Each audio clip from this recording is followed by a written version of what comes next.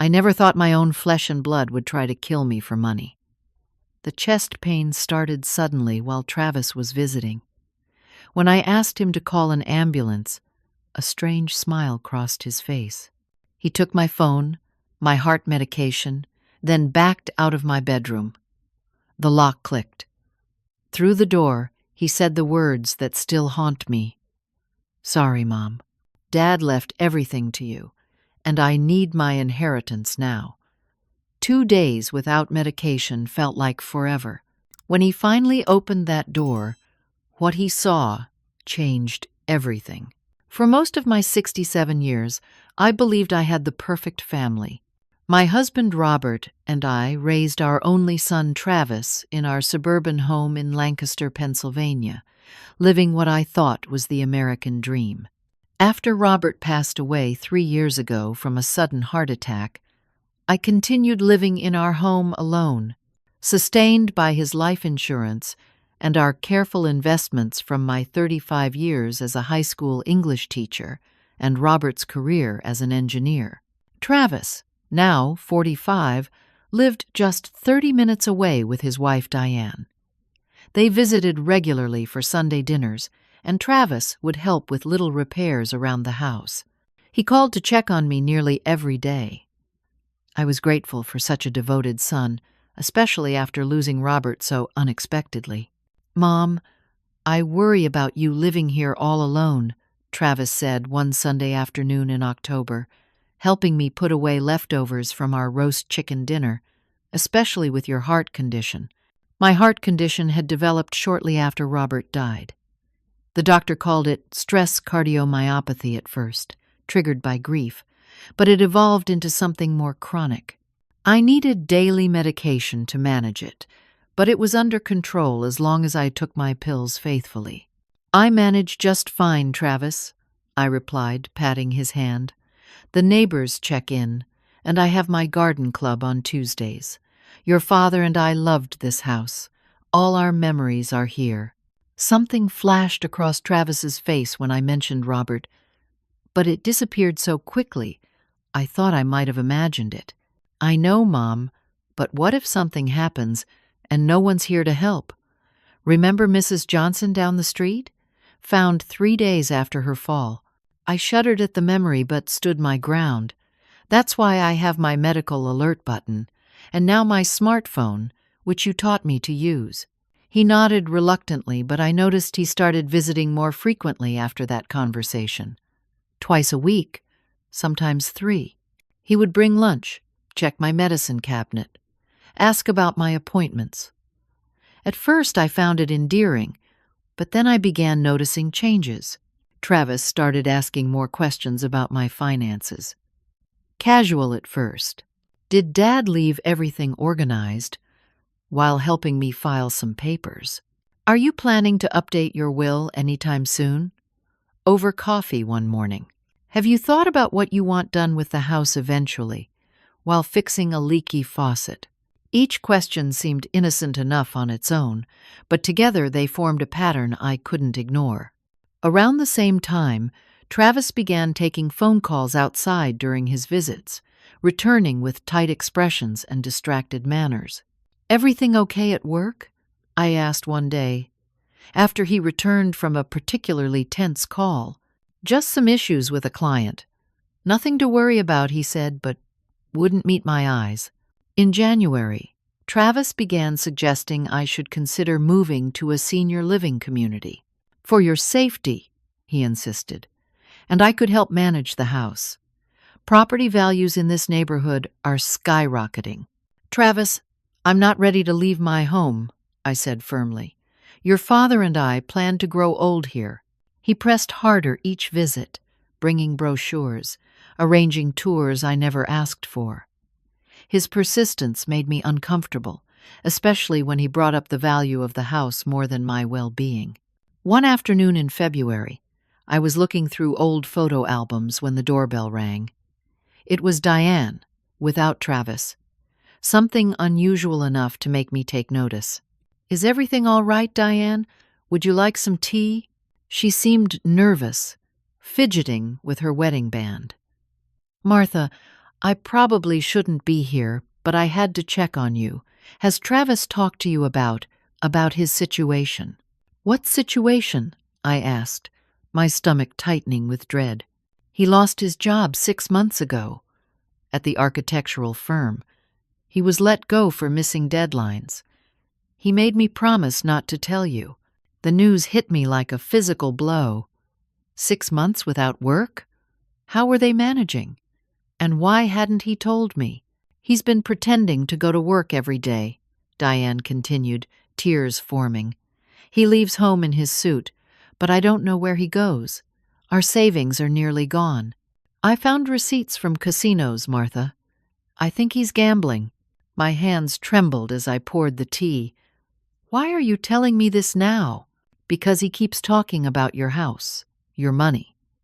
It scares me, the way he talks about it, like he's counting on it." After Diane left, I went straight to my home office and pulled out my financial records. Everything looked normal at first, until I checked my investment account statements. There were withdrawals I didn't recognize. $180,000 over the past 4 months.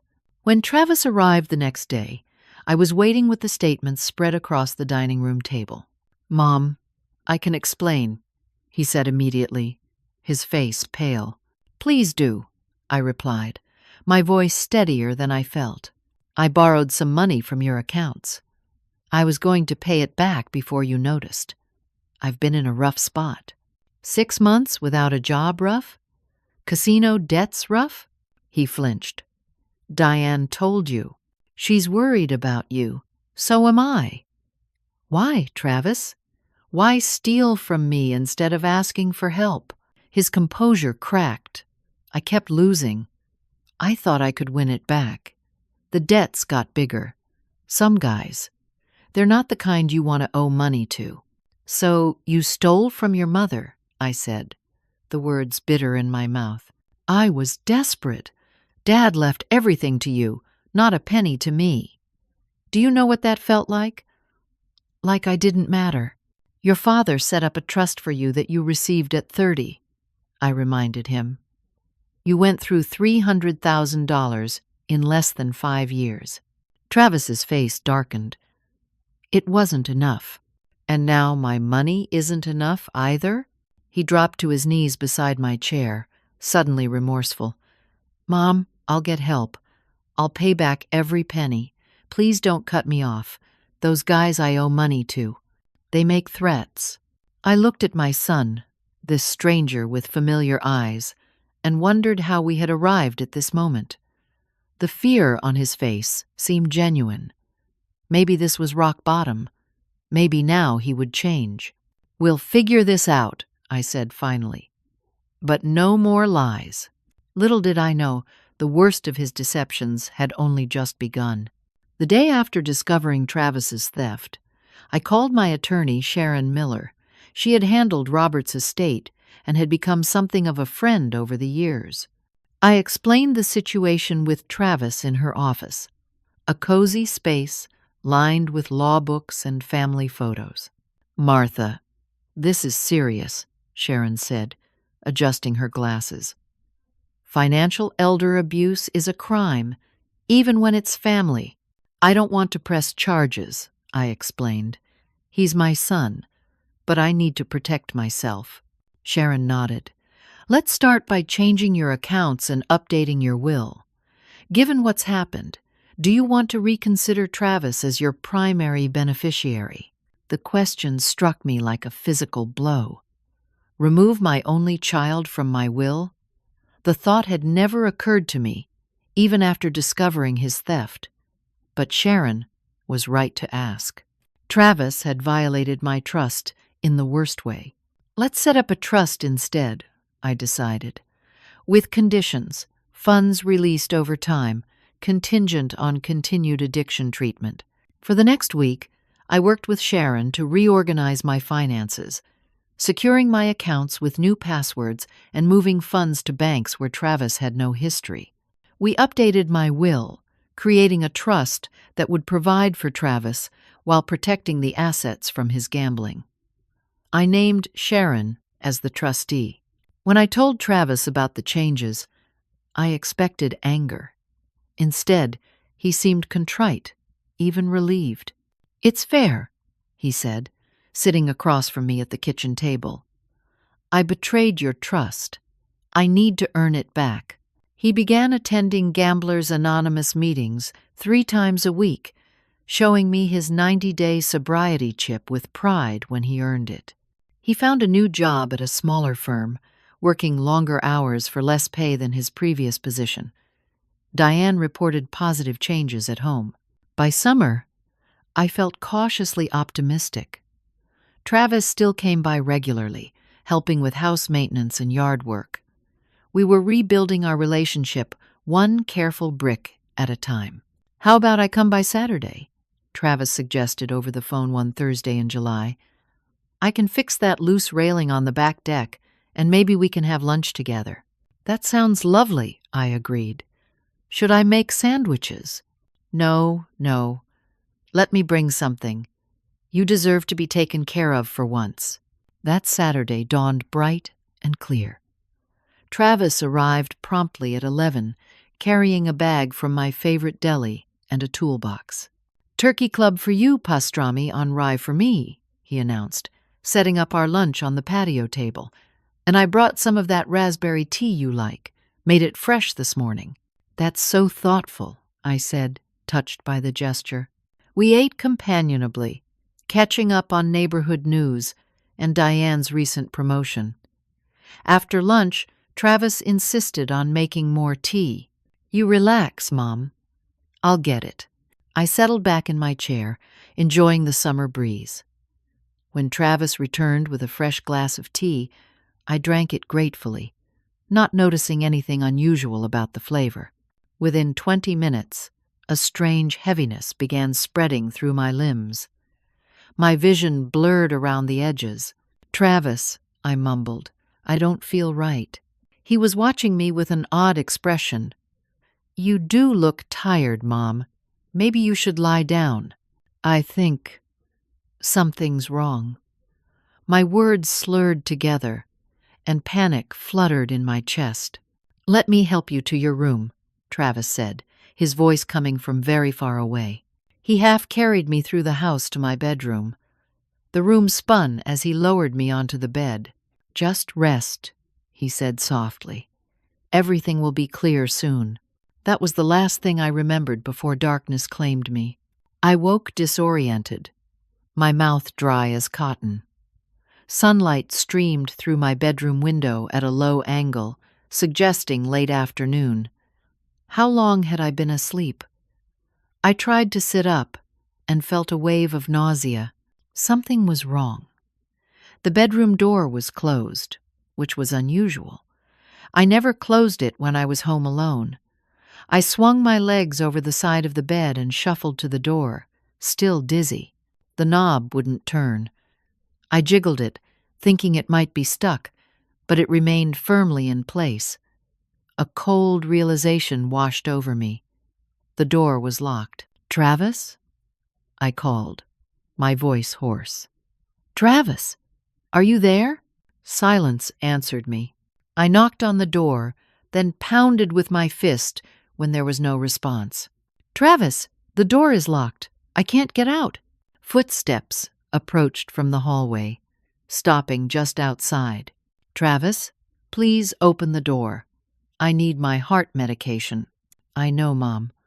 His voice was calm, detached in a way that sent shivers down my spine. "What's going on? Why is the door locked?" "I need to speed things up," he replied matter-of-factly. "Dad left everything to you, and I need my inheritance now." My blood turned to ice. "What are you talking about? Open this door immediately." "I can't do that. You see, you're going to have a heart attack. Natural causes. Very sad, but not surprising, given your condition. I'll find you tomorrow, or the next day, when I come to check on you." "Travis, please." My voice broke. "I need my medication. This isn't a joke." "Your medication is with me, along with your phone. Don't bother trying the windows. I had them reinforced last month when I replaced the screens, remember? For your safety." I sagged against the door, my mind struggling to process what was happening. My own son had drugged me, locked me in, and was now waiting for my heart to give out. "People will know," I said desperately. "They'll investigate. No one will question it. You have a documented heart condition. You live alone. You've been forgetting things lately, missing doses of your medication." His voice took on a rehearsed quality. "I've been very concerned about my mother's declining health for months. Just ask her doctor." With that, his footsteps retreated down the hall. I slid to the floor, my heart pounding painfully in my chest, partly from fear and partly from missing my evening dose of medication. In a daze, I stumbled to my nightstand where I kept a spare bottle of pills, only to find it empty. Travis had thought of everything. As panic threatened to overwhelm me, my gaze fell on a folder in the partially open drawer. I pulled it out, recognizing my medical records, but something seemed off. Flipping through the pages, I saw reports of cognitive decline, notes about confusion and memory loss that had never happened. There were test results showing my heart condition was far worse than my actual diagnosis. All the records had been altered, but done skillfully enough that they appeared authentic.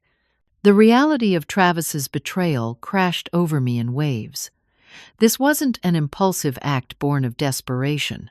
He had been planning this for months, methodically creating a paper trail that would make my death appear expected and unavoidable. I sank onto the edge of the bed, clutching the falsified records. My son, my only child, wanted me dead for money. The pain of that knowledge was worse than any physical ailment. But beneath the hurt, something else flickered to life. Determination. If Travis thought I would quietly die on schedule, he was about to learn just how wrong he was. The first night in captivity was the worst. Without my medication, my chest tightened periodically, sending sharp pains radiating down my left arm. Each episode left me gasping, certain it would be the last. But morning found me still alive, curled on the floor beside the door where I had spent hours pleading with Travis to release me.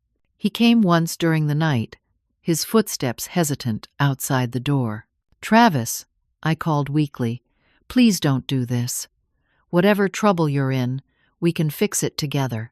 "It's too late for that," he replied, his voice muffled through the wood. "I'm too far in with these guys. They want their money tomorrow, or things get ugly." "How much?" I asked. "Tell me how much you need. I can get it for you legally. 200,000. And that's just to buy time. I can arrange it. Just let me out. Take me to the bank." His laugh was bitter. And how would that look? My elderly mother, with a heart condition, suddenly withdrawing her life savings to give to her unemployed son. The bank would call Adult Protective Services before we reached the door. "So, your solution is to kill me? Your own mother?" Silence was his only answer. By morning, I was dehydrated and lightheaded, my heart medication now overdue by 12 hours. I examined my prison more carefully. My bedroom was large, with an attached bathroom that gave me access to water at least. The windows, as Travis had warned, were secure. I tried breaking the glass with a lamp, but it was indeed reinforced, the kind used in hurricane-prone areas. It cracked, but wouldn't shatter. The door was solid wood, with a deadbolt that could only be opened with a key from the outside. I tried using hairpins from my dresser to pick it, with no success. I wasn't a character in an action movie who conveniently knew lock-picking. The adjoining bathroom had a small window, but it was frosted glass, too small for even my 5-foot 4-inch frame to squeeze through. I tried calling for help, but my nearest neighbors, the Andersons, lived a good 100 yards away, across well-maintained lawns. No one heard my cries. My bedroom was on the second floor, facing the backyard. Even if I could break the window, the drop would likely result in injuries I couldn't afford in my weakened state. I searched the room for my emergency alert button, a pendant I usually wore around my neck, but it was missing. Checking the base station that connected it to the monitoring service, I found it unplugged and disabled. As the second day progressed, I grew weaker. My heart palpitations became more frequent, accompanied by dizziness and shortness of breath. I rationed the water from the bathroom tap, knowing dehydration would only worsen my condition. Travis returned in the afternoon, pushing a plate with a sandwich under the door. "Eat," he instructed. "I need you to last until tomorrow at least. The housekeeper comes Thursday. It's better if she finds you." I left the sandwich untouched. "I raised you better than this," I said through the door. "I want to understand why." "Why? You really don't know?" His voice rose. Dad always made it clear who the favorite was, his perfect wife. Everything for Martha, nothing for the disappointment of a son. That's not true. Your father loved you. He loved the idea of me, the son who would follow in his footsteps, the straight-A student, the star athlete. When I couldn't be those things, he wrote me off. I sagged against the wall, memories flooding back. Robert had been demanding, especially with Travis.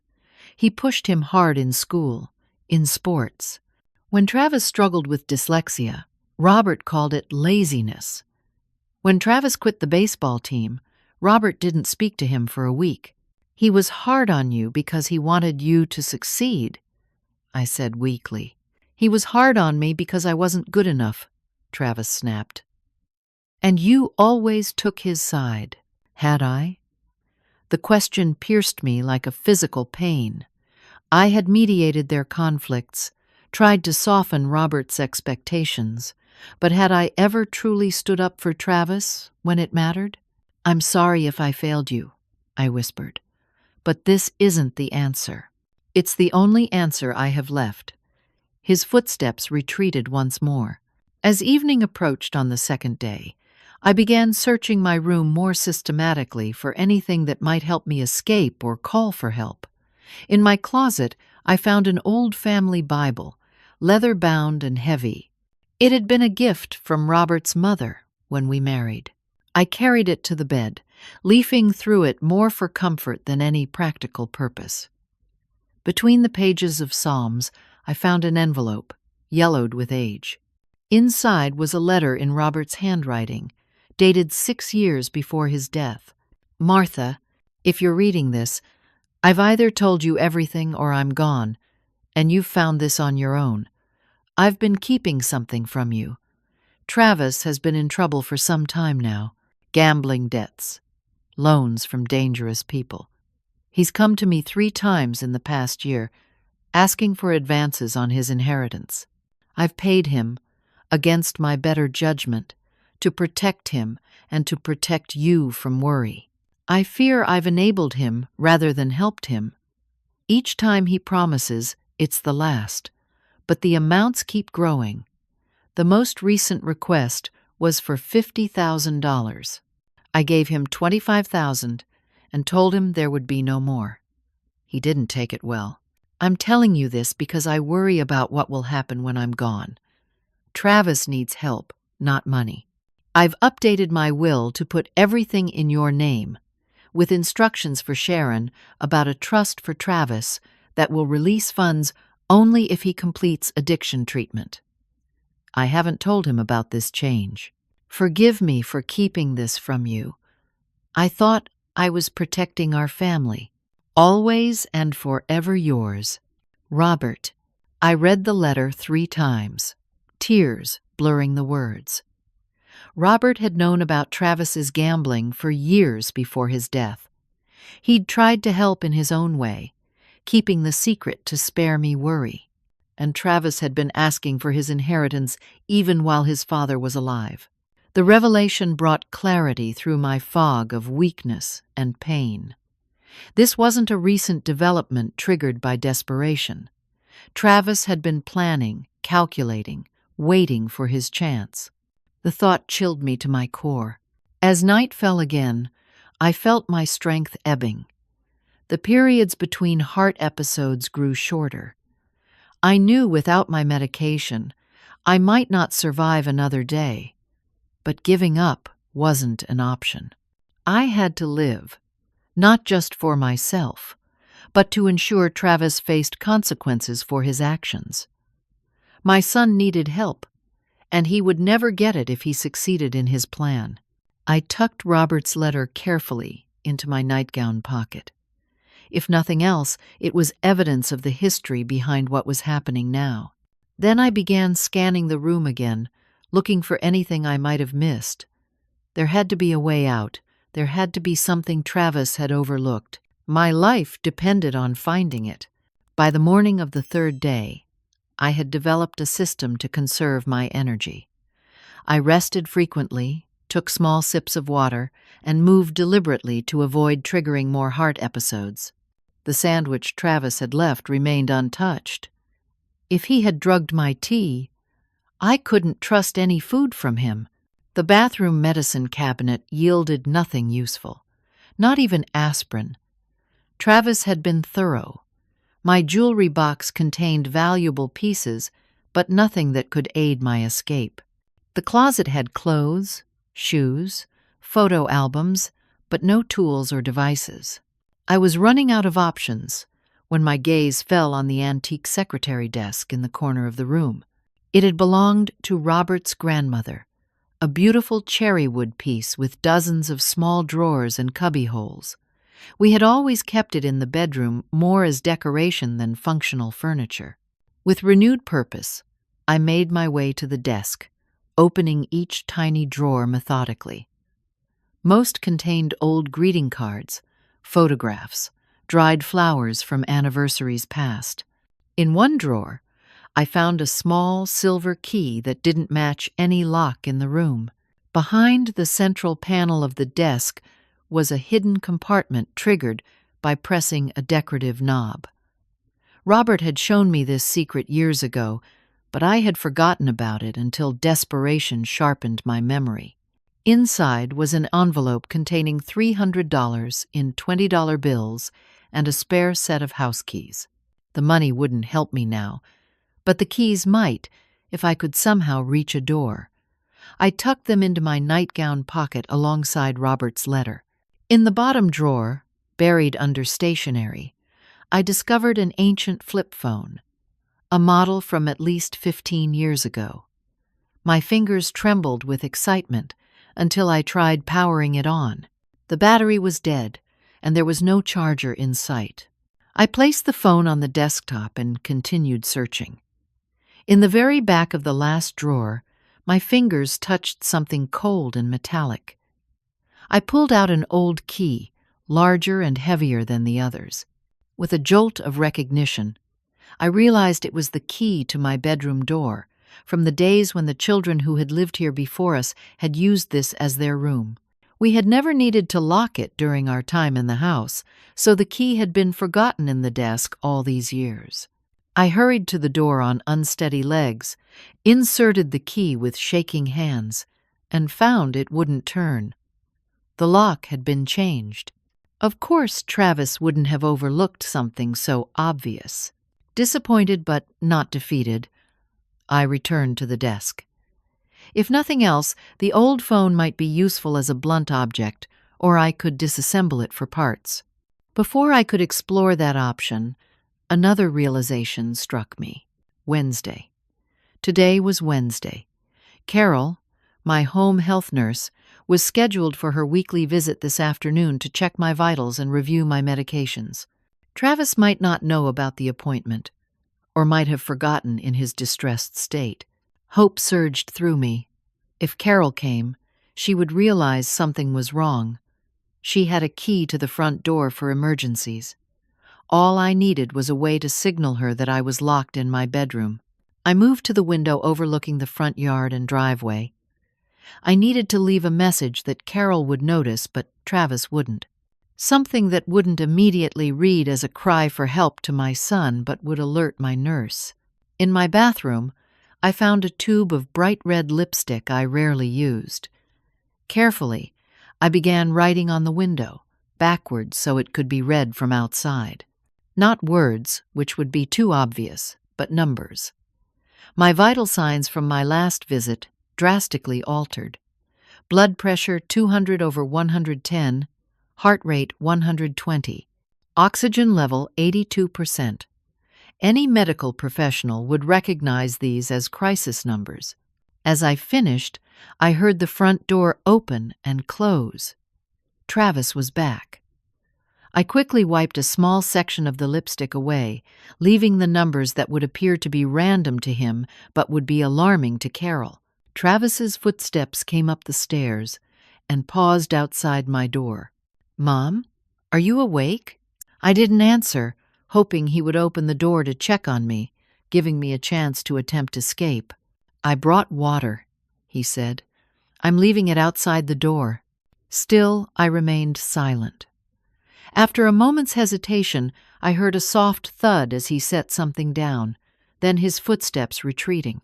Once I was sure he was gone, I pressed my ear to the door and heard him talking, his voice tense and angry.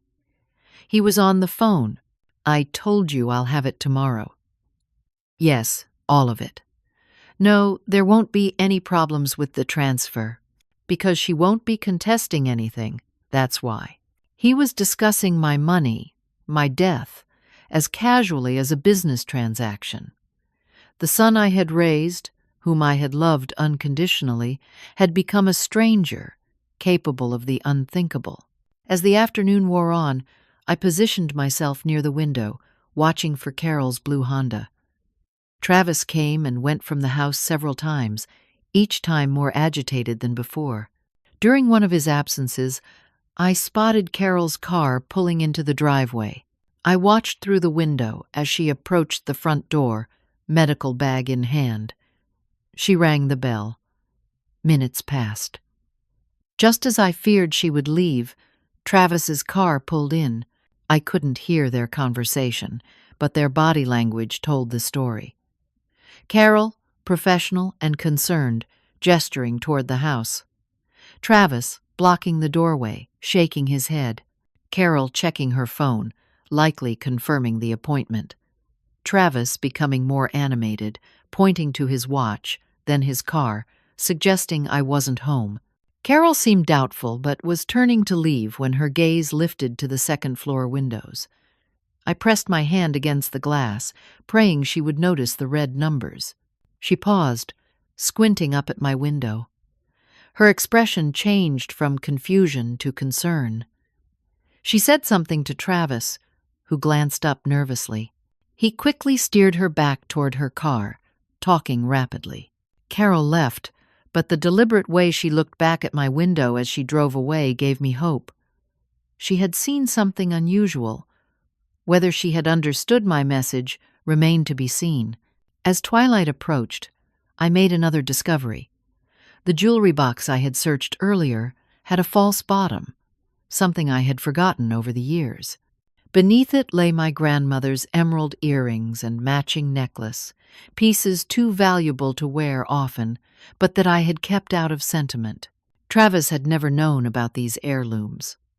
If I survived, they might help rebuild whatever financial security he had destroyed. While examining the jewelry, I had another idea.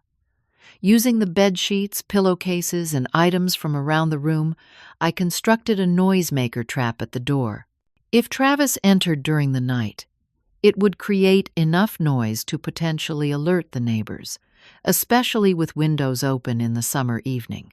By nightfall, my physical condition had deteriorated significantly. My pulse was erratic, my breathing labored. Without my medication, I estimated I had perhaps one more day before cardiac arrest became a real possibility. As I lay on the bed, conserving strength and formulating what plans I could, I heard a car in the driveway. Not Travis's. unless he had returned sooner than expected. I dragged myself to the window, in time to see Carol's blue Honda, this time accompanied by a Lancaster County Sheriff's vehicle. Travis appeared on the front steps, gesturing angrily. Carol pointed toward my window, the sheriff beside her looking serious. Hope and fear battled within me. Had Carol understood my message? Would Travis convince them nothing was wrong? I needed to make noise, to alert them to my presence, but my weakened state made it difficult.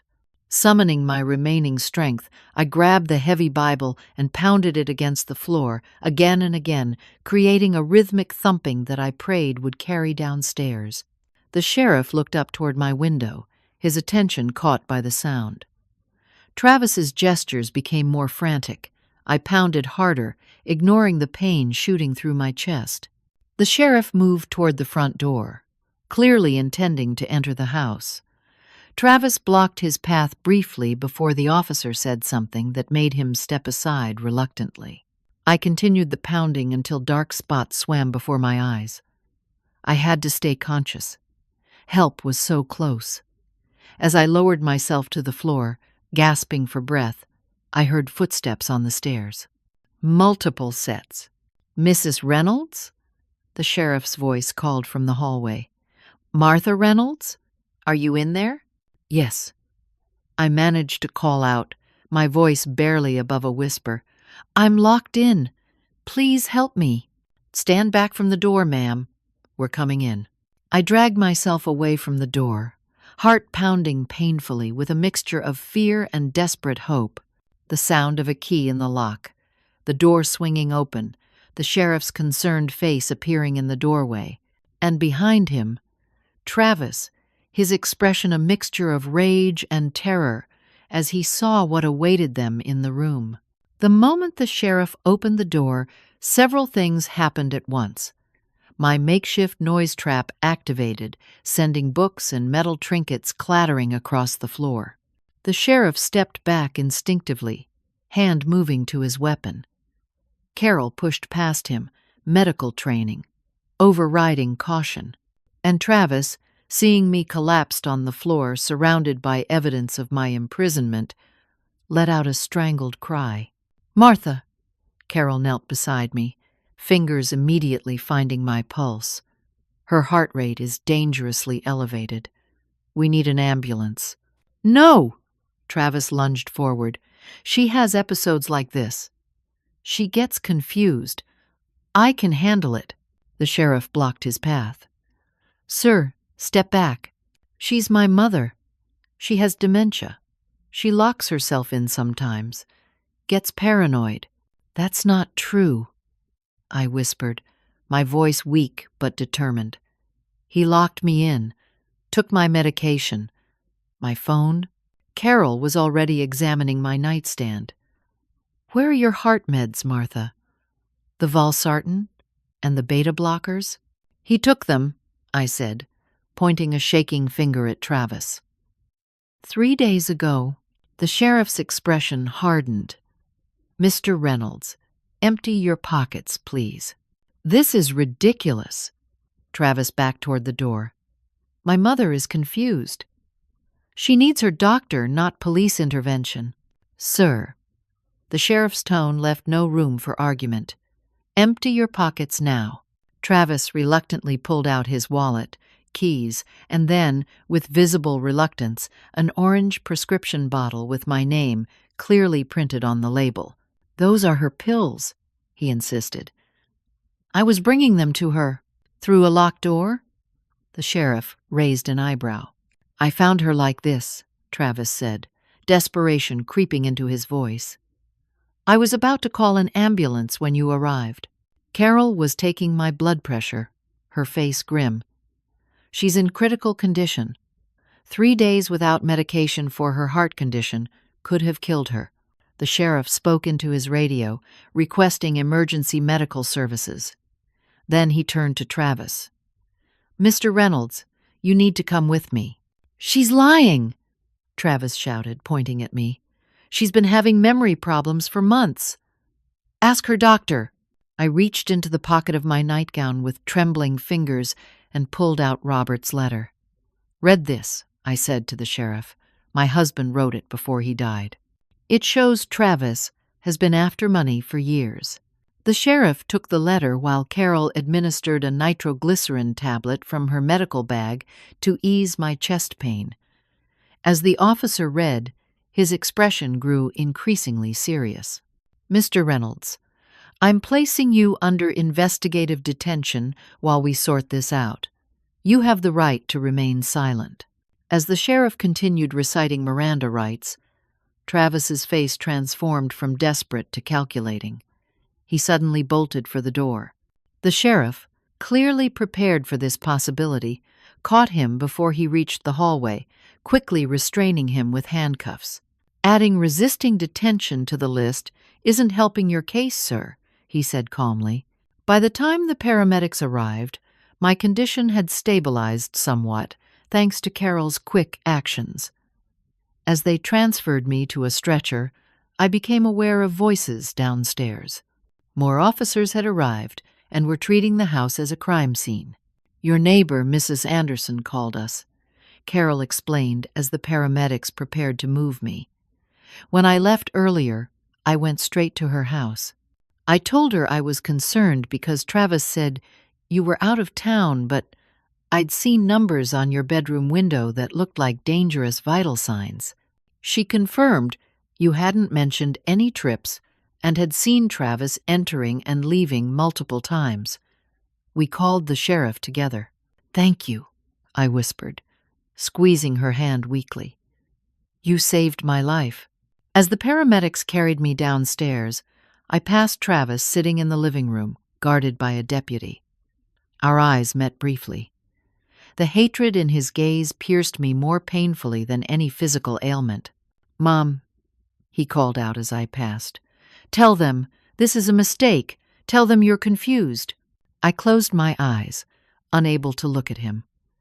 The son I had raised was gone, replaced by a stranger who had been willing to watch me die slowly for money. In the ambulance, while paramedics monitored my heart and administered fluids, I heard one of them radio ahead to the hospital. "Elderly female, 67, possible attempted homicide by medication deprivation. Patient is stable, but requires immediate cardiac assessment." At Lancaster General Hospital, I was admitted directly to the cardiac unit. Blood was drawn for testing, an IV established to deliver medications, and monitors attached to track my heart function. Dr. Winters, my cardiologist, was called in despite the late hour. "Martha," he said gravely, reviewing my charts, "your potassium levels are dangerously low. Your cardiac enzymes are elevated. You were at serious risk of a major heart attack or stroke." "I know," I replied, the oxygen mask muffling my words. "How long until I recover?" "That depends on several factors. We'll keep you for observation, get your medication levels stabilized, but I'm concerned about something else in your blood work." "What is it?" "There are traces of a substance that shouldn't be there. A sedative called lorazepam in higher quantities than would be prescribed, and something else that's concerning us." "Have you been tested for poisoning before?" The question stunned me. "Poisoning? No, never. Why would I be?" Dr. Winters exchanged glances with the nurse. "We're going to run more comprehensive toxicology screens. Some of your symptoms over the past months that we attributed to your heart condition may have had a different cause." As this shocking possibility sank in, Detective Laura Sawyer from the Lancaster Police Department entered my room. She was a compact woman with intelligent eyes and a notebook already open in her hand. "Mrs. Reynolds, I'm sorry to disturb you, but I need to ask you some questions about what happened. Are you feeling up to that?" I nodded weakly, and for the next hour, I recounted everything. Travis's financial difficulties, the stolen money, the drugged tea, the imprisonment, finding Robert's letter. creating the window signal for Carol. The detective recorded my statement, occasionally stopping me to clarify details. "We've searched your home with your verbal consent given to the sheriff," she informed me. "We found the falsified medical records in your son's car, along with notes about your medication schedule and effects of withdrawal.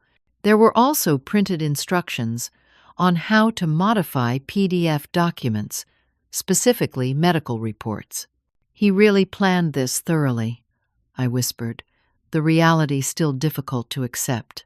"It appears so." "Mrs. Reynolds, I need to ask you a difficult question. Do you want to press charges against your son?" The question struck me like a physical blow. Did I want Travis arrested, tried, potentially imprisoned? He was my son, my only child. But he had tried to kill me in perhaps the cruelest way possible, leaving me to die slowly, alone, and afraid. "Yes," I said finally. "I do. Not just for me, but because he needs help. Real help. Not the kind he can avoid or manipulate." Detective Sawyer nodded. "The district attorney will be in touch. For now, you should rest. We've stationed an officer outside your door as a precaution." After she left, I sank back against the pillows, emotionally and physically drained. The monitors beeped steadily, tracking the damaged heart that somehow kept beating despite everything it had endured. I thought about Travis, wondering where he was now. Jail, probably. My son, in a cell. The pain of that knowledge competed with the memory of his expression as he locked me in, knowing what would happen. As I drifted toward an exhausted sleep, a nurse entered to check my vitals. "There's someone else here to see you," she said gently. "A lawyer named Sharon Miller. She says she's a friend. Are you up to another visitor?" "Yes," I replied. "Please, send her in." Sharon entered, her face drawn with concern. "Martha, my God." Carol called me from the ambulance. I came as soon as I could. "They arrested Travis," I said, tears finally breaking through. "I know." She took my hand. "The police found documents in his possession. Plans for after you were gone. He had already drafted letters to banks, investment firms, even a realtor to list your house." The calculated nature of it all struck me anew. He really thought he would get away with it. "Martha, there's something else you should know. The police found evidence in your kitchen. They're testing the tea Travis made for you, but they're also testing other food items in your refrigerator. They think he may have been poisoning you slowly for some time." The room seemed to tilt around me. "Poisoning me? For how long?" "They don't know yet.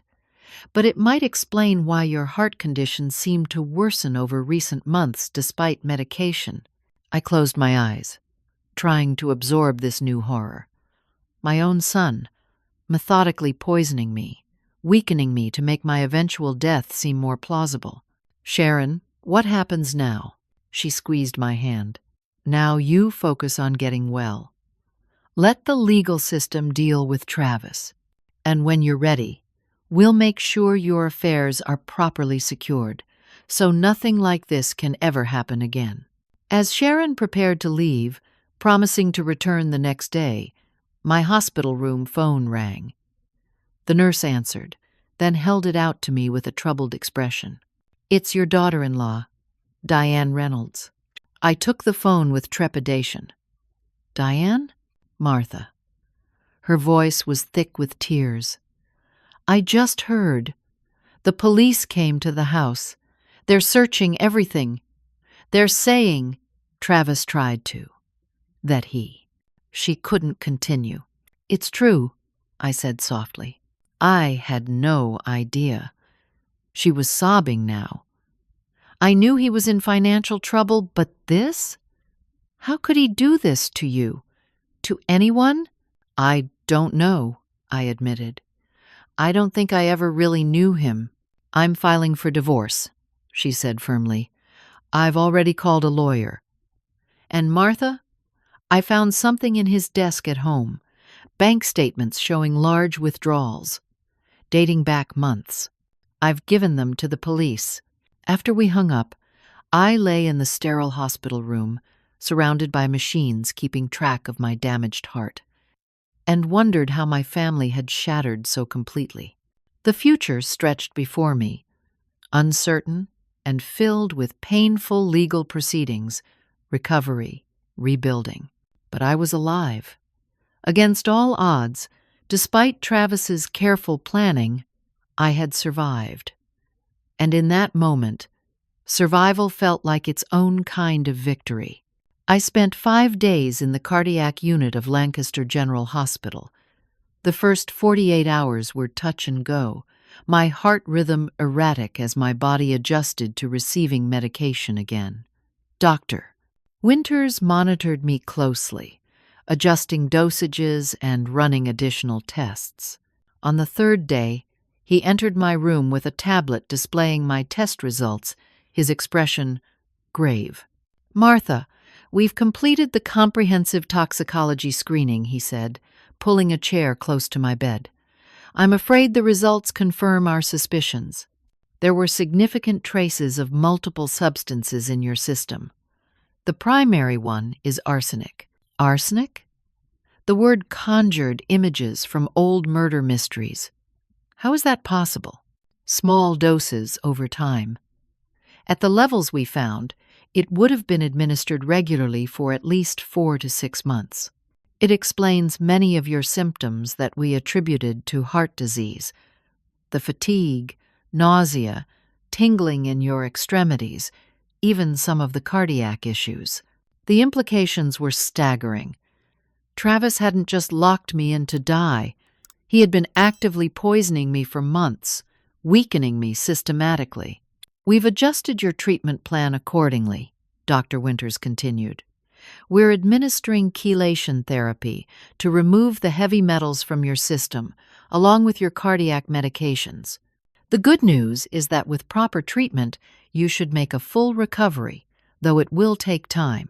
Detective Sawyer visited that afternoon, notebook in hand as always.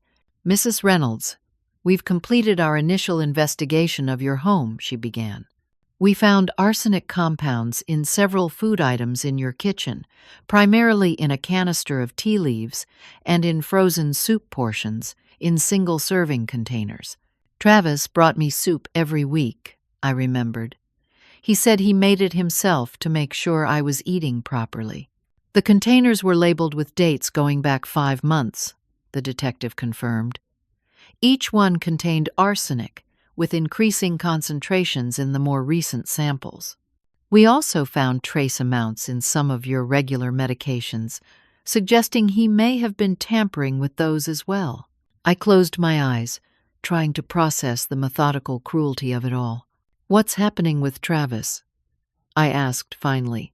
"He's being held without bail, charged with attempted murder, elder abuse, unlawful imprisonment, and financial fraud. The district attorney is building a strong case. Your daughter-in-law has been cooperating fully with our investigation.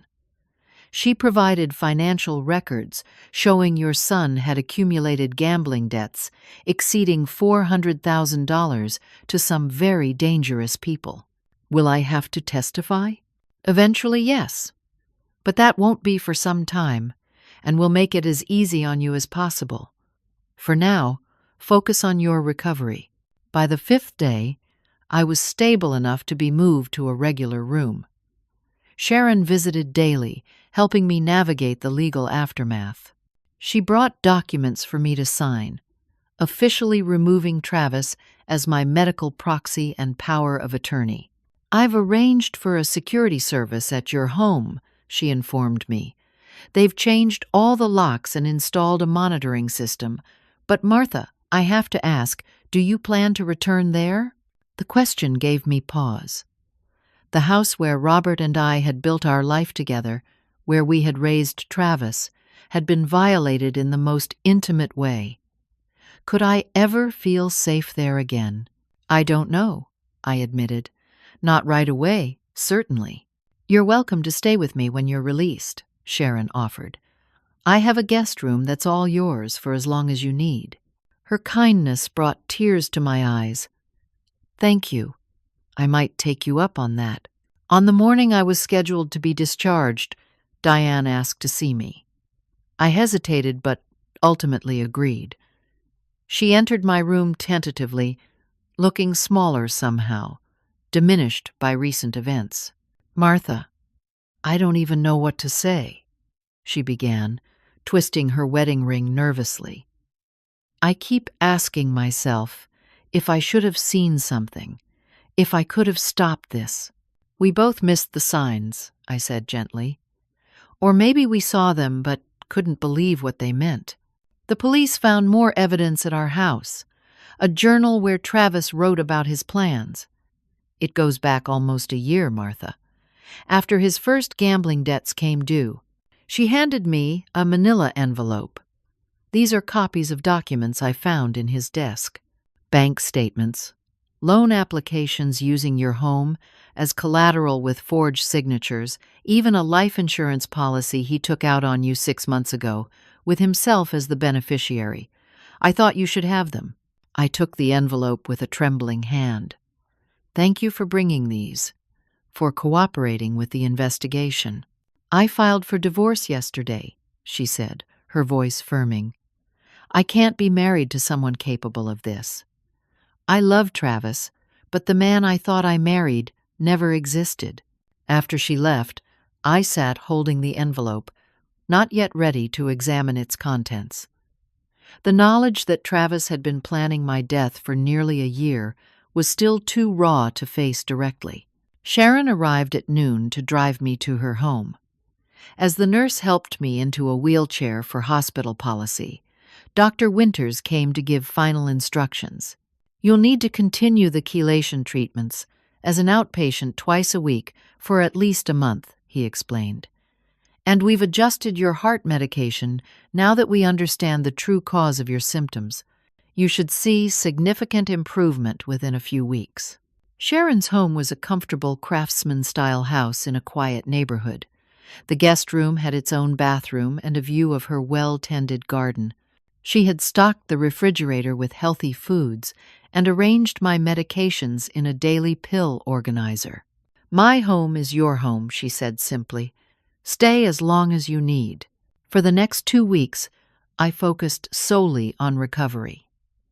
My strength returned gradually, the chelation therapy drawing the poison from my system bit by bit. Sharon drove me to medical appointments, and Carol visited regularly to check my progress. 3 weeks after my hospitalization, Detective Sawyer called with an update. "Mrs. Reynolds, we've completed our investigation, and the district attorney has formally charged your son with attempted first-degree murder, along with multiple counts of elder abuse, fraud, theft, and false imprisonment. The evidence is overwhelming." "Will there be a trial?" I asked, dreading the prospect of facing Travis across a courtroom. "That's up to his attorney, but given the strength of our case, they may seek a plea deal. I should warn you, though, his defense appears to be shifting toward claiming diminished capacity due to gambling addiction and financial pressure." The thought of Travis avoiding full responsibility by claiming addiction clouded my mind with fresh anger. Addiction might explain desperation, but it didn't explain the methodical, months-long planning evident in his actions. What does that mean for sentencing, if he's convicted? It's too early to say for certain, but with the charges filed, he's looking at a minimum of 15 to 20 years if convicted on all counts. After the call ended, I sat in Sharon's sunny living room, contemplating my son spending decades in prison. Despite everything, the thought brought me no joy, only a profound sadness for what might have been. The following day, Sharon and I visited my house for the first time since my hospitalization. A security guard met us at the door, checking our identification before allowing us entry. Inside, the house was much as I remembered, yet fundamentally changed. Yellow police tape still sealed certain areas, particularly the kitchen. I stood in the doorway of my bedroom, unable to step inside. The memory of those 3 days trapped and dying was too immediate, too raw. "I can't live here again," I said finally. "Too many memories now, both good and bad." "We can put it on the market," Sharon suggested. "Find you somewhere new to start fresh." As we walked through the house, gathering essential items I would need, the doorbell rang. The security guard checked the monitor, then informed us, "It's a police officer, ma'am. Detective Sawyer." I was surprised to see the detective again so soon. She entered with her usual businesslike efficiency, but today there was something different in her expression, a tension around her eyes. "Mrs. Reynolds, I apologize for the unannounced visit, but there's been a development I thought you should hear in person." "What's happened?" Sharon asked, her lawyer's instincts immediately alert. "Your son attempted suicide in his cell last night, Mrs. Reynolds.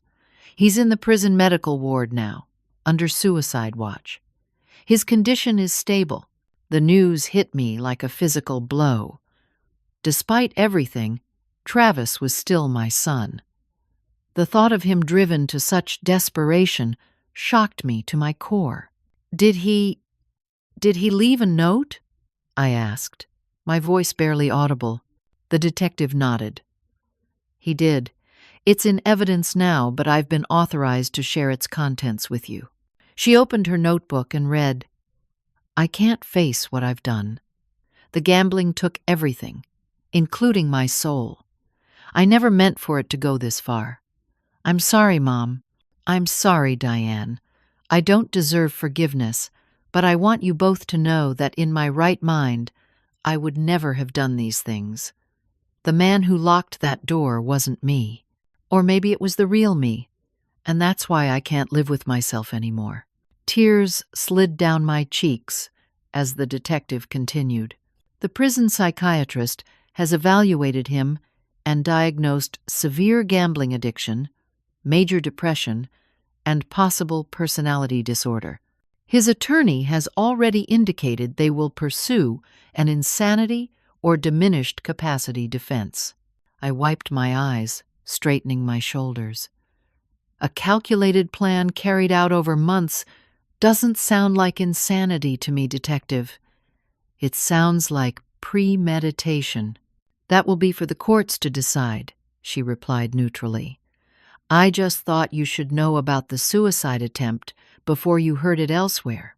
After the detective left, Sharon and I sat in silence for a long while. "What happens now?" I asked finally. "Now," Sharon said firmly, "you focus on healing, on building a new life, and you let the justice system do its job." As we prepared to leave, I paused in the foyer, looking around at the home where I had expected to live out my remaining years. So many memories within these walls, both joyful and painful. But houses were just structures. Home was something you carried within yourself. With that thought in mind, I walked out the front door without looking back. 6 months after those 3 desperate days locked in my bedroom, I stood on the balcony of my new condominium, watching the autumn leaves drift from the trees in Lancaster Central Park below. The fresh start Sharon had suggested had come in the form of this bright, secure 2-bedroom condo in a building with 24-hour security and neighbors close enough to hear a call for help. My physical recovery had progressed beyond what even Dr. Winters had expected. The chelation therapy had removed the arsenic from my system, and without the constant poisoning, my heart condition had improved dramatically. I still took medication, but at lower doses, and the episodes of chest pain had become rare. The emotional recovery was proving more challenging. Nightmares plagued me, reliving those 3 days of imprisonment, waking with phantom chest pains and the sensation of walls closing in. A therapist named Dr. Melissa Garcia was helping me work through the trauma, teaching me grounding techniques for panic attacks and helping me process the profound betrayal by my only child. That morning, I had an appointment. I had been both dreading and anticipating for months. Travis's sentencing hearing was scheduled for 2:30 in the afternoon. The district attorney had worked out a plea deal after Travis's psychiatric evaluation. He would plead guilty to attempted second-degree murder and elder abuse in exchange for dropping some of the lesser charges. "You don't have to attend," Sharon reminded me over coffee at my kitchen island. "Your victim impact statement has already been submitted to the court." "I need to be there," I insisted. "Not for Travis, but for myself. To see this through to the end." Sharon nodded in understanding. "Carol will be picking us up at 1:30. That gives us plenty of time." Carol had become a dear friend in the months since she had literally saved my life. She had testified at the preliminary hearing about finding my coded message on the bedroom window and recognizing it as a cry for help.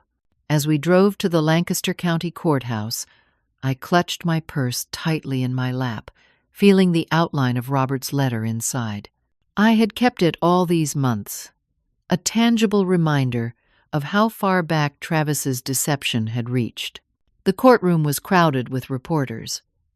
Elder abuse cases rarely garnered much media attention, but the dramatic circumstances of my imprisonment and the methodical poisoning had captured public interest. I kept my eyes forward as we walked to the front row of seats reserved for victims and their supporters. At 2:45, Travis was led into the courtroom in handcuffs and a tan prison jumpsuit. 6 months in custody had changed him. He was thinner, paler, his eyes hollow. When he spotted me in the gallery, he quickly looked away, unable to meet my gaze. The proceedings moved quickly. The judge reviewed the plea agreement, confirming Travis understood the charges and the consequences of his guilty plea. The district attorney summarized the evidence: the falsified medical records, the poisoned food, the financial records showing Travis's plan to access my assets after my death. Then it was time for victim statements. I had submitted a written statement, but the judge asked if I wished to address the court directly. With Sharon's supportive hand on my arm, I rose and approached the podium. "Your Honor," I began, my voice surprisingly steady. 6 months ago, my son locked me in my bedroom without my heart medication, intending for me to die so he could inherit my assets. For 3 days, I fought to survive while he ignored my pleas for help. But what the court may not fully understand is that those 3 days were just the culmination of a betrayal that had been unfolding for months, possibly years. I spoke of discovering the poisoned food, learning that my worsening health had been deliberately inflicted. I described the profound violation of trust and safety that continued to affect me daily. I raised Travis with love, supported him throughout his life, and would have helped him with his financial troubles if he had only asked honestly. Instead, he chose to systematically poison me, to lock me away to die alone and afraid. I turned slightly, finally looking directly at Travis. His head was bowed, shoulders hunched. Despite everything, I still struggled to reconcile the son I raised with the man who could do these things. I don't know if that reconciliation will ever be possible. What I do know is that actions must have consequences, and no amount of addiction or desperation justifies attempted murder. The judge thanked me for my statement. Diane spoke next, describing her shock at discovering her husband's actions and providing additional evidence of his planning and deception. When it came time for Travis to speak, he rose slowly, his hands shaking. "I don't expect forgiveness," he began, his voice barely audible. "What I did was unforgivable. The gambling took over my life until nothing mattered except the next bet, the next chance to win back what I had lost. But that's an explanation, not an excuse." He turned partially toward me, though still not meeting my eyes directly. "Mom, I can never undo what I did to you. I can never give you back your sense of security or erase the memory of those days. All I can do is accept responsibility and the punishment I deserve." The judge considered all statements before delivering her decision. "Mr. Reynolds, the court acknowledges your addiction issues and mental health challenges. However, the premeditated nature of your crimes, carried out over months with clear intent, demonstrates a level of calculation that cannot be excused by addiction alone. The systematic poisoning of your mother, followed by her imprisonment without life-saving medication, represents one of the most disturbing cases of elder abuse this court has seen." She sentenced Travis to 18 years in state prison, with the possibility of parole after serving 12 years. He would be required to complete addiction treatment and therapy during his incarceration. Additionally, a permanent restraining order would prevent him from contacting me upon release. As the bailiff led Travis from the courtroom, he finally looked at me directly. In his eyes, I saw regret, shame, and something else I couldn't quite identify. Not hatred anymore, but perhaps resignation. The understanding that some actions forever alter the course of lives.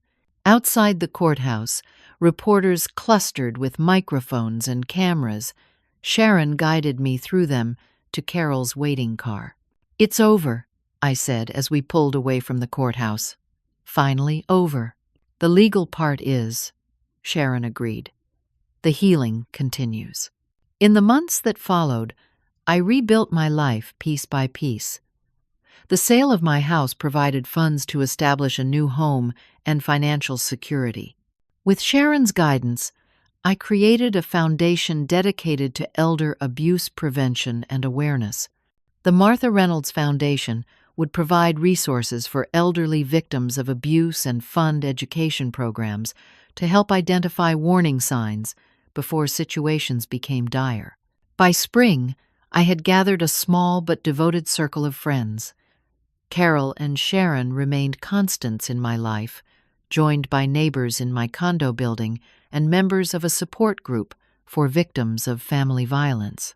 I received a letter from Travis every few months, each delivered through his prison therapist as per the restraining order. I read them, but did not reply.